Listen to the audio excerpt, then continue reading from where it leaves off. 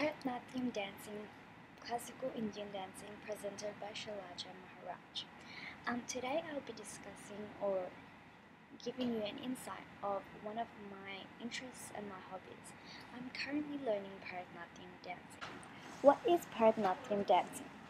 Well, Bharatanatyam dancing is actually originated from Tamil Nadu, in a state in southern India. The word Bharatanatyam can be broken down into syllables, which has a specific definition for each syllable. The word Pa means expression, Ra means melody, Ta means rhythm, and Natyam is dance. Bharatanatyam is an ancient traditional form of art that reflects the culture of India at its best. Historical background of Bharatanatyam. In ancient times, Bharatanatyam was used by the wives of gods called Devdasis, who danced in Hindu temples. It was a form of Natra Shastra, which is being called the Bible of Indian classical dancing.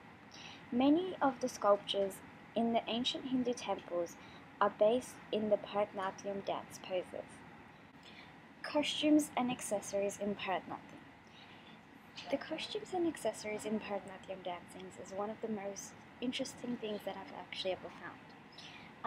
It attracts me towards this type of dancing because of all the jewelry you wear and the makeup, and you get your hair done.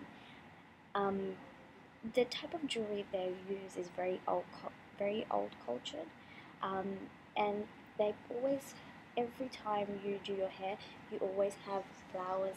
You tie it in a bun with flowers around it. It's a very old cultural form of dance. The costume, it's always in pure silk, and it always usually has a gold border. So the main focus is gold and gold borders and silk material. The Bharatanatyam costume also has pleats all over it. So when you do sit, because Bharatanatyam is a sitting dance, when you do sit, it flares open. So it shows how beautiful the dance can be, which is one of the reasons why I was so interested in doing Bharatanatyam dancing. Modern times with Bharatanatyam. Okay, I have noticed Bharatanatyam has evolved so much. At the beginning, Bharatanatyam was very more cultural and religious. I'm not saying that it's still not very cultural.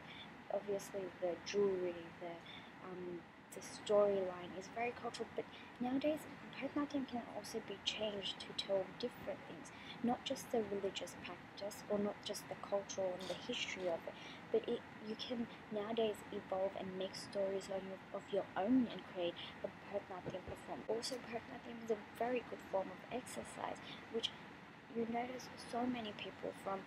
In my dancing class, I have ages from 6 to 23, 24. I even have this old person. So you can tell that everyone is doing it. And it's not just Indian people that are doing it, but it's everyone, because it's not just teaching you about Indian culture, but it's also teaching you it's also giving you a form of exercise, which a lot of people are currently benefiting from. Live musicians and live music in Bharatanatyam is a very important thing.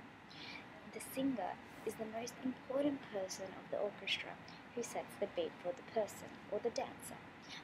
In my dancing class, my teacher always is constantly singing, and she's singing the beat that we dance to. It's usually 3 beats, and she just goes, it's ta, ta, te. Other instruments that you can see on there are the sitar, the tabla, and the flutes. Now, all these instruments are used not on a day-to-day basis every week that I go, but it's actually used once you graduate. You have a live orchestra and a live band, and that they play those musics. Thank you for listening to my presentation on Bharatanatyam. I hope this has provided you with an insight of what my interests are and my hobby. Next, there will be a short 1-minute video on a Bharatanatyam performance. I hope this gives you a bit more idea of what Bharatanatyam looks like and how it has been modernized as well. Thank you.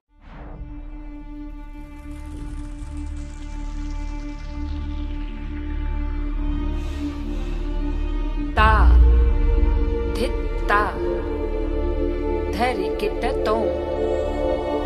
Dhalanku tom.